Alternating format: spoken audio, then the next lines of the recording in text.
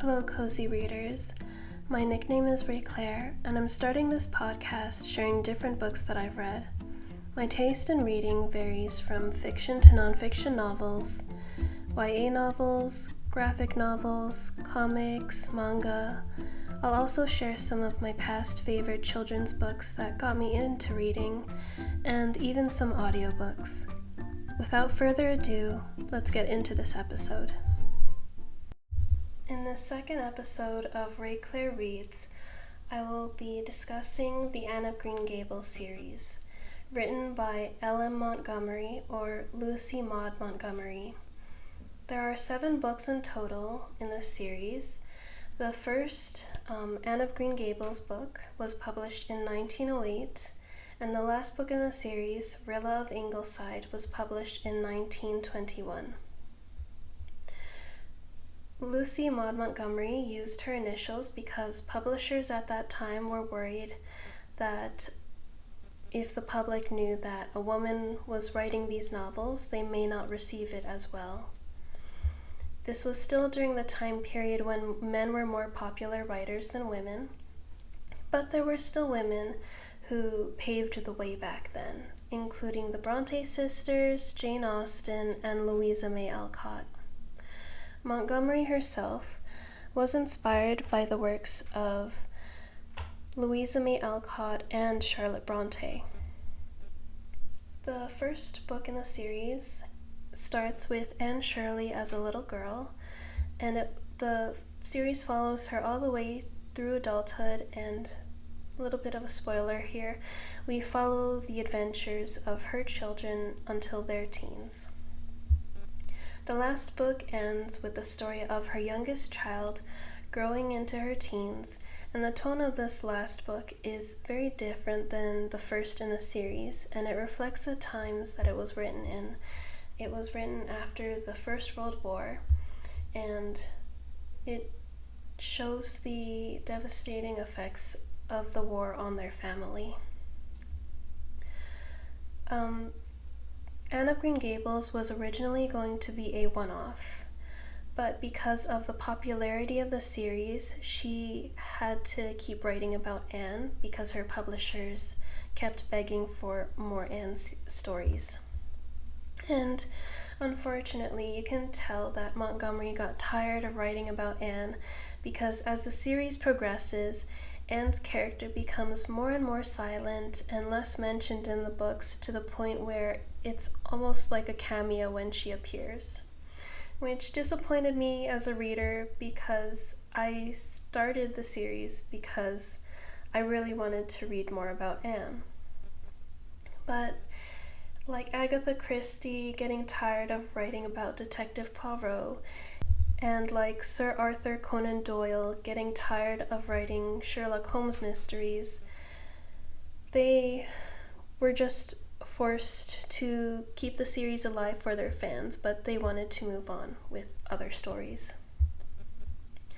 Getting back to Anne of Green Gables series, new characters were introduced throughout the series, and the original ones aged up and moved on with their lives, which is realistic in that way. When many of my friends got married, they moved, and so did I. When I got married, I moved away. That's just the facts of life. Lucy Maud Montgomery wasn't an instant success. She wrote to many newspapers and magazines over the years, hoping for her short stories to be featured. Some were, and those were preserved and compiled into their own series after her death. And there were other stories that she had written that weren't published, and unfortunately, these ones were lost. She published many books after her Anne series, but they weren't as popular. I think her second popular series are the Emily of New Moon books. These have a darker tone to them than the Anne series, but I enjoyed them as well.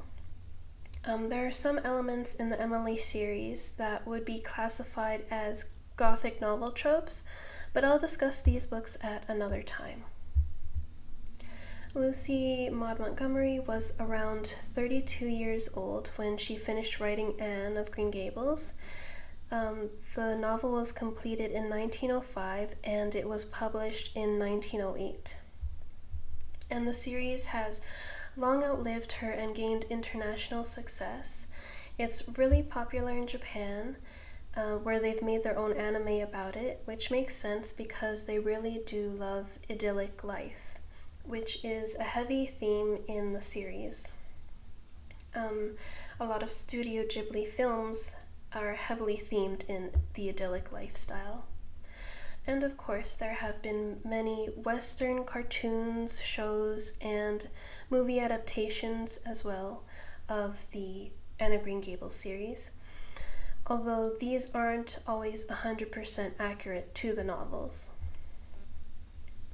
Some themes of the series are orphans, idyllic lifestyle, growing pains, adjusting to new circumstances, academia.